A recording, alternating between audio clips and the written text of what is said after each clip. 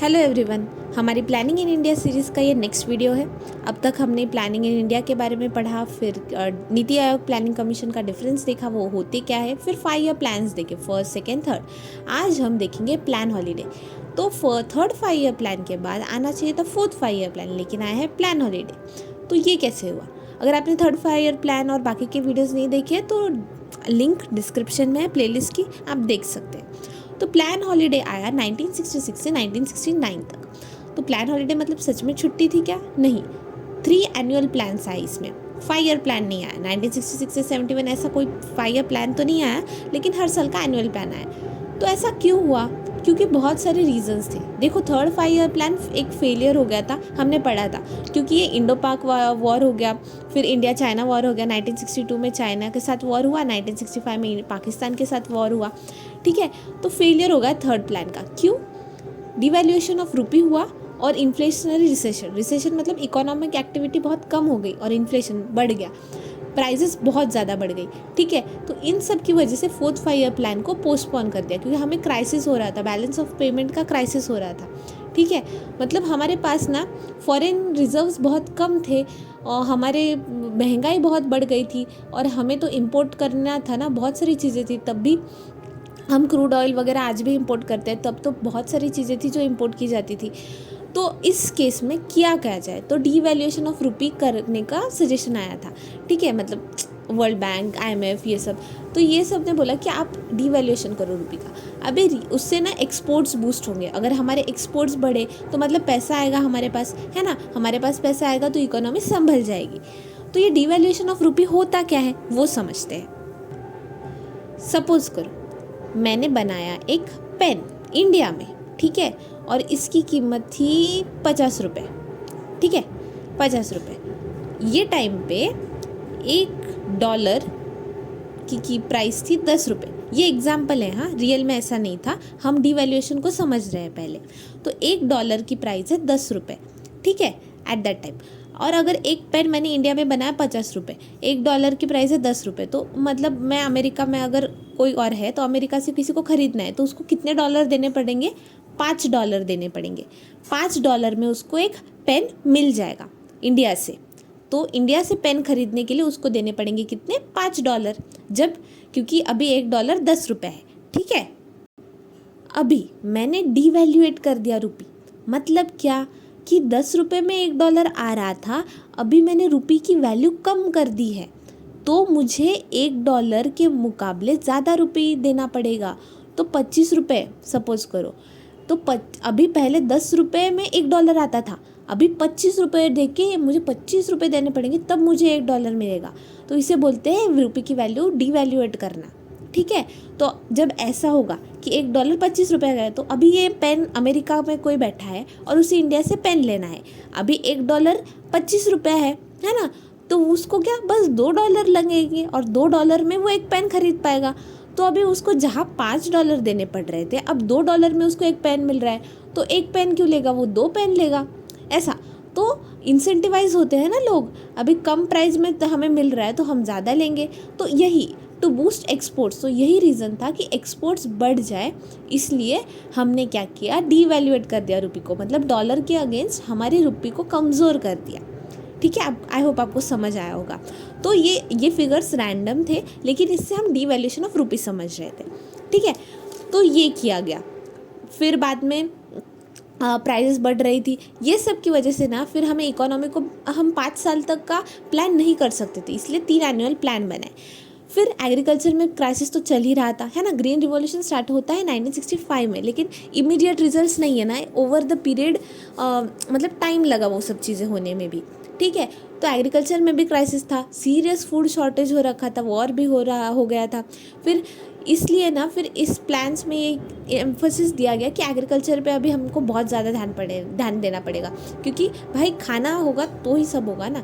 ठीक है, तो क्या न्यू एग्रीकल्चरल स्ट्रैटेजीज बनाएंगी ग्रीन रिवॉल्यूशंस में। ठीक है, wide spread distribution of high yielding varieties of seeds, बहुत ज़्यादा जिससे प्रोडक्शन हो जाए ऐसी सीड्स ज़्यादा लोगों में बांटी गई। फिर एक्सटेंसिव यूज़ ऑफ फर्टिलाइजर्स बहुत यूज़ किए गए। फिर एक्सप्लॉयटेशन ऑफ इरिगेशन, मतलब इरिगेशन काफ़ी किया गया, irrigation potential and soil conservation. तो ये सब चीज़ें करके हमने टारगेट किया कि भाई एग्रीकल्चर को हमें बूस्ट करना है, ये 3 एनुअल प्लान्स में। ठीक है, इकोनॉमी ट्राई कर रही थी कि जो शॉक्स हमें थर्ड प्लान में लगे, मतलब हमने जो जो फेस किया है वॉर्स ये वो, तो वो सबसे हमें उभरना था, इसलिए हमारा फोकस था एग्रीकल्चर पे और यही सब हमने किया। ठीक है, फिर भी इस दौरान कुछ इंपॉर्टेंट मेजर डेवलपमेंट्स हुए कंट्री में, वो अब हम देखेंगे। ठीक है, तो पहले याद रखना प्लान हॉलीडे 1966-69। 1966 में अभी इंडो पाक वॉर हुआ था, तो उसके बाद ना इंडिया और पाकिस्तान को वॉर रुकाने के लिए ताशकंद डिक्लेरेशन साइन किया गया था। ठीक है, ताशकंद डिक्लेरेशन, ताशकंद क्या है, उज़्बेकिस्तान में एक जगह है, उज़्बेकिस्तान का कैपिटल है ताशकंद। तो वहाँ पे हमारे प्राइम मिनिस्टर लाल बहादुर शास्त्री जी और पाकिस्तान के जो प्रेसिडेंट थे तब के मोहम्मद अयूब खान, इन्होंने ये डिक्लेरेशन साइन किया था 1966 में। उसके तुरंत बाद वही ताशकंद उज़्बेकिस्तान में ही ये साइनिंग के बाद ही लाल बहादुर शास्त्री जी की डेथ हो जाती है। ठीक है, फिर इंदिरा गांधी गवर्नमेंट में आती है, तो ओके, आफ्टर दैट डीवैल्यूएट किया गया रुपये को, हमने जैसे पढ़ा 1966 में डीवैल्यूएट किया गया रुपये को ताकि एक्सपोर्ट्स बढ़ सके। देखो इतिहास में 3 बार डीवैल्यूएशन ऑफ रुपी हुआ है, मतलब रुपये की वैल्यू कम कर दी गई है। ठीक है, कब कब, एक 1949 में, फिर 1966 में, फिर 1991 में। ये हमें याद होना चाहिए। ठीक है, देन 1966 में और क्या हुआ, पंजाब रीऑर्गेनाइजेशन एक्ट आया 1966 में। तो पहले सिर्फ पंजाब था, हरियाणा नहीं था, तो हरियाणा का नया स्टेट बनता है 1966 में, 17 स्टेट। तो पंजाब में से हिंदी स्पीकिंग जो एरियाज थे ना, उनसे एक नया स्टेट बनाया गया हरियाणा, और चंडीगढ़ जो था उसको यूनियन टेरिटरी का दर्जा दे दिया गया और बोला कि ये कॉमन कैपिटल होगा पंजाब का भी और हरियाणा का भी। ठीक है, फिर बॉर्डर सिक्योरिटी फोर्स इस्टेब्लिश की।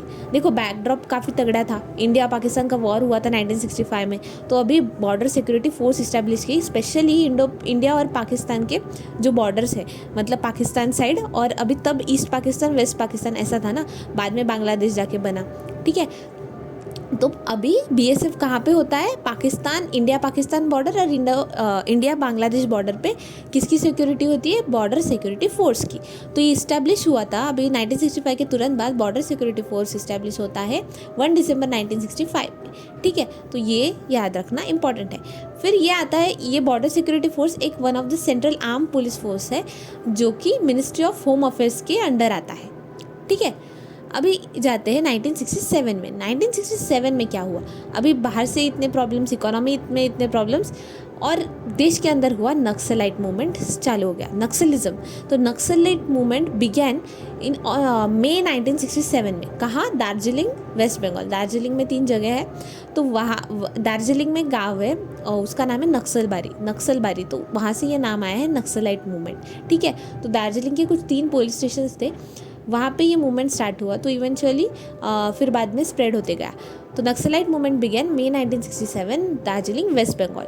ठीक है, 1967 में और क्या किया गया, पासपोर्ट्स एक्ट 1967 लाया गया, इंडियंस को पासपोर्ट्स वीज़ा वगैरह के लिए। फिर केरला बना first Indian state to operate state run lottery.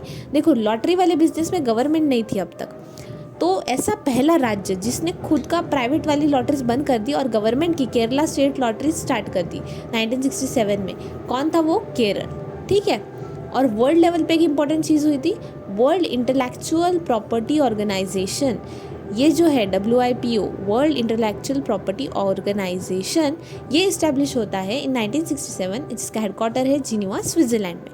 ठीक है, अभी 1968 में इतना कुछ नहीं हुआ है, बस एक इम्पॉर्टेंट चीज़ थे, मद्रास का नाम चेंज करके तमिलनाडु कर दिया, तो इसके लिए एक्ट आया था वो। ठीक है, अभी 1969 में, अभी देखो यहाँ पे कैसे है, कुछ चीज़ें हो रही है, इतना मेजर चीज़ें नहीं हो रही है क्योंकि हमारा फोकस इकोनॉमी पे था।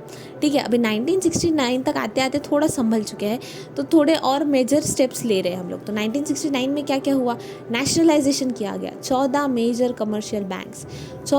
कमर्शियल बैंक्स का नेशनलाइजेशन किया गया, मतलब गवर्नमेंट में उन्होंने प्राइवेट बैंक्स को गवर्नमेंट बैंक में ये कर दिया। ठीक है, तो गवर्नमेंट के कंट्रोल में ले लिया। पहला नेशनलाइजेशन होता है 1969 में, मेजर ऐसा 14, और फिर 6 बैंक्स का नेशनलाइजेशन, फिर से सेकेंड राउंड ऑफ नेशनलाइजेशन 1980 में होता है। ठीक है, तो ये हमें याद रखना है। हमने लास्ट टाइम पढ़ा था SBI नेशनलाइज हुआ था 1955 में, बराबर। तो वहाँ पे एक एक ही हुआ था, यहाँ पे 14 एक साथ हुए 1969 में, फिर सेकेंड राउंड में 6 हुए 1980 में। फिर 1969 का important thing, ISRO Indian Space Research Organization establish होता है 15 अगस्त 1969, ठीक है, 15 अगस्त को। अंतरिक्ष भवन बैंगलोर में है इसका हेडक्वार्टर, ठीक है।